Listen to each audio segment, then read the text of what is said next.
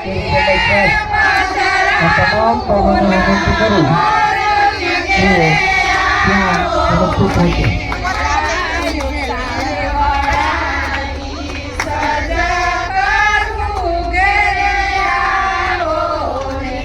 Hello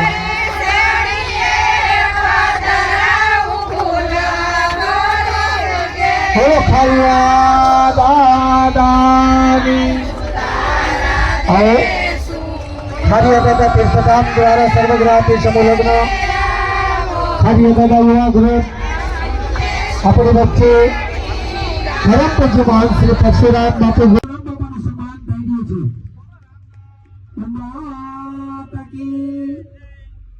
Shri દરવા વાલી રામદોલ માતા કી બાપુના આશીર્વચનો અને ત્યાર પછી સંતોનું મિલન હું વિનંતી કરીશ સૌથી વધે મનીષ બાબુ લશ્કરીનો સન્માન બોલો રાંદલ છે તો બોલો.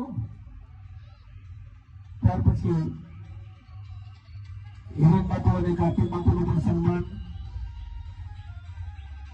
હવે રાંદલ માતા કી જન્મમાં આપણું સન્માન જોતા ભાઈઓ દરબારીશું. અને હવે હું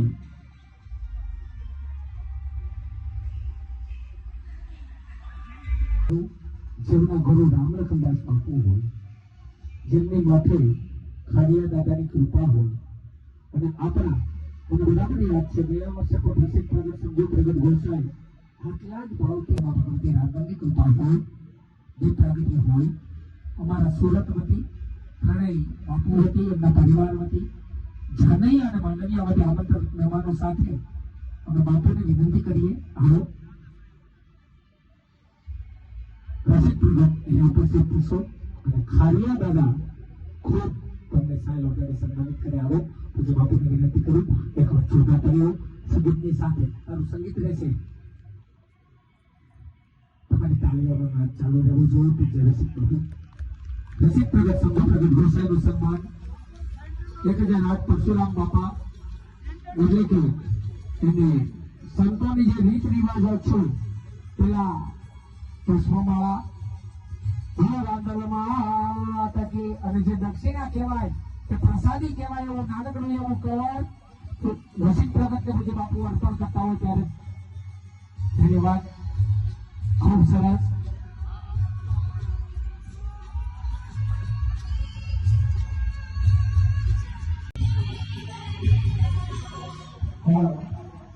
હવે બે ત્રણ ચિઠ્ઠી એવી આવી છે કે ભાઈ અમારે અહીંયા દર્શન કરવા આવવું હોય તો આવી શકાય, ચોક્કસથી આવી શકાય.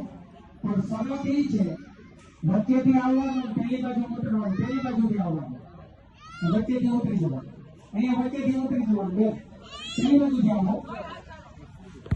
જે કોઈ અહીંયા ખાલિયા દાદાના દર્શન કરવા હોય તો તમે આવી શકો છો. જ્યારે સત્તા છે નથી બાપુને ચારમાં માંડવા પક્ષમાં આવ્યા હોય આવતા વર્ષના સમૂહ લગ્ન માટે તમારે તમારું યોગદાન પ્રાપ્ત થઈ ગયું છે. બધાને પર લઈ ગયો સર્વના જે સમૂહ લગ્ન બધા માંડવા આવતા વર્ષે ગબરો હોય મંદિરનો માહોલ હોય.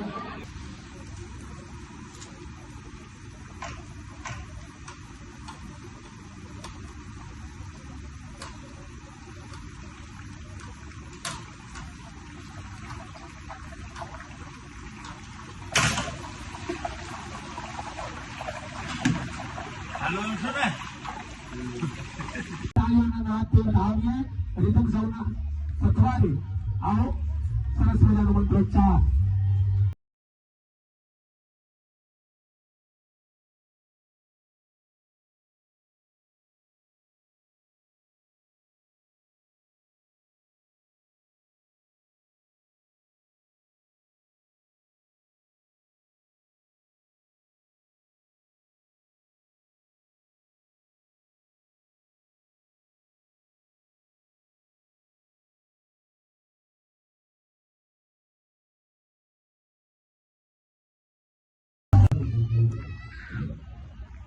એક મથાઈ કેળા જવું કરું બદલાવો ને તો આવી ઘણી બધી વાતો છે, પણ વાતોની સાથે આપણે ખાલી એક જ લાગે છે ને.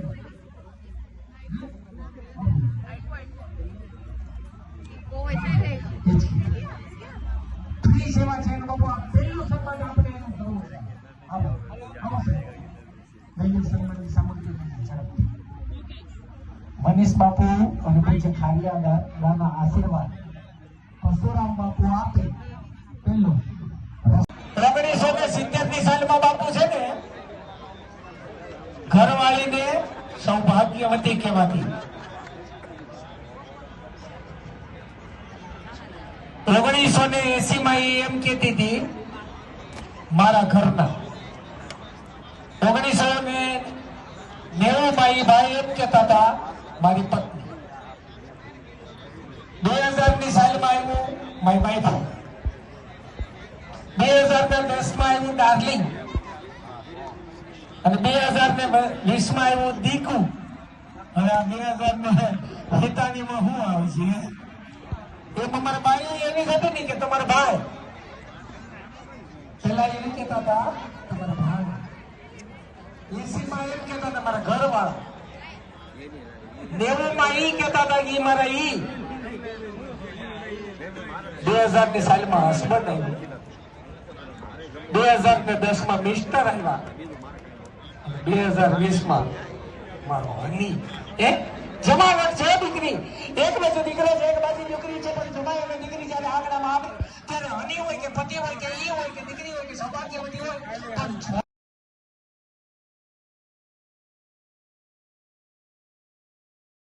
પણ પરિચય આપું કે જો આ સમયમાં આવા સમૂહ લગ્ન એક સાધુ કરાવી શકતા હોય, એક બાવલીઓ કરાવી શકતા હોય અને શિવરાત્રીનો દિવસ હોય તો મારે કંકોત્રીની જરૂર નથી. આ યુવાન એનો પરિચય આપો તો 3 વર્ષ સુધી ઓર્થોપેડિક ડોક્ટર તરીકે સેવા આપી.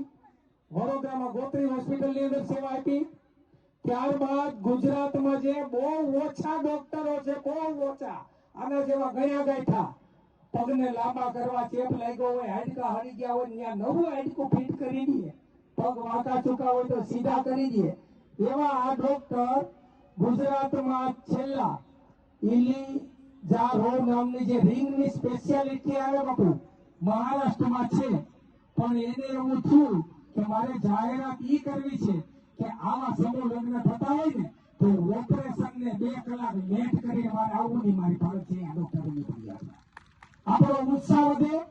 દીકરીઓના લગ્નમાં આવા પ્રતિષ્ઠિત રવિ ભડિયાદરા હાલમાં સીમાડાનગર એમ્સ હોસ્પિટલ છે, સાદો વ્યક્તિત્વ, અને એને એવું હતું કે હું મહેમાન થઈને બાપુનો દીકરો રહીને આશીર્વાદ લેવા મારે આપવું છે. અત્યારે ઓર્થોપેડિકમાં સાહેબને રવિવાર હોવા છતાં, ઇમરજન્સી હોવા છતાં એને એમ કીધું વિઠ્ઠલભાઈ ટ્રાફિક છે પણ આ અવસર જો હું ચૂકી જાઉં ને તો જિંદગીમાં અવસર મળે નહીં મળે તો હું તમે કેટલા ભાગ્યશાળી છે. 5-5 વર્ષથી બાપુના શરણોમાં બેસ. આવો રવિભાઈ પૂજ્ય બાપુના આશીર્વાદ બેસો. એકવાર જોરદાર તાળીઓ રવિભાઈને વધારીએ. બહુ ભાગ્ય છે. અહીંયા આ બાજુ આવશો. હા, એકવાર જોરદાર તાળીઓ રવિભાઈને. આ તમારી માટે કેટલી બાપુની કૃપા છે, પણ સાહેબને આપણે એમને જવાય નહીં. એકવાર જોરદાર તાળીઓ બોલાવો. ધન્વંતરીના દેવ, આરોગ્યના દેવ, અને આજ તમને આવા અમારા ખારિયા દાદાના બાપુ આશીર્વાદ મળી ગયા છે. તમે અહોભાગ્ય જેને સમજો કે ન સમજો, તમે ભાગ્યશાળી છો કે નહીં મને ખબર નથી, પણ અમે ભાગ્યશાળી એટલા છીએ કે બાપુના કાર્યક્રમના સંચાલન અમને મળે છે. અશુભાઈ એક સરસ મજાનો ફોટો લઈએ.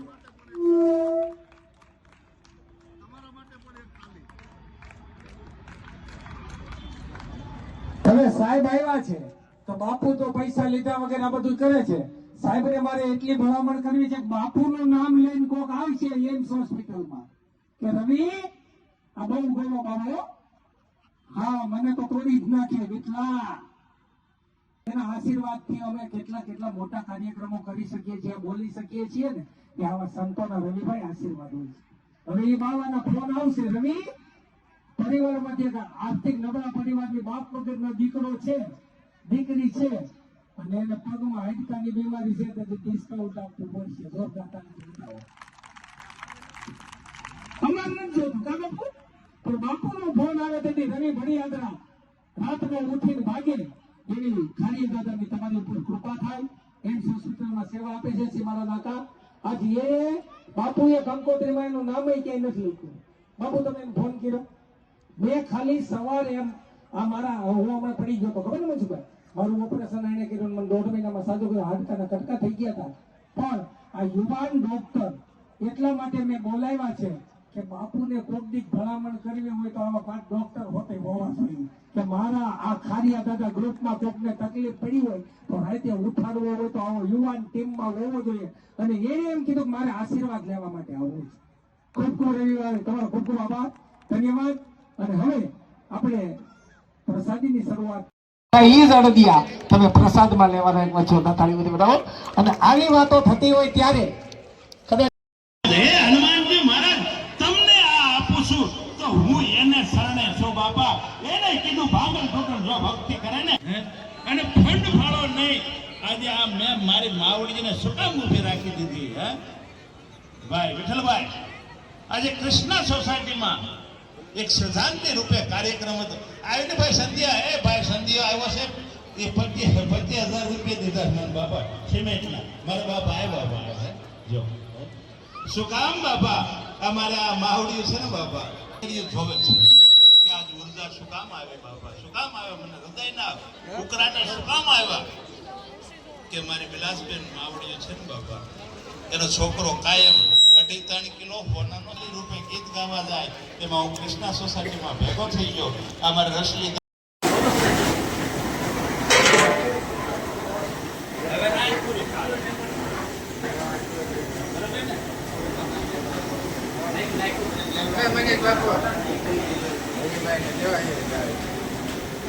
આવી ગયા આવી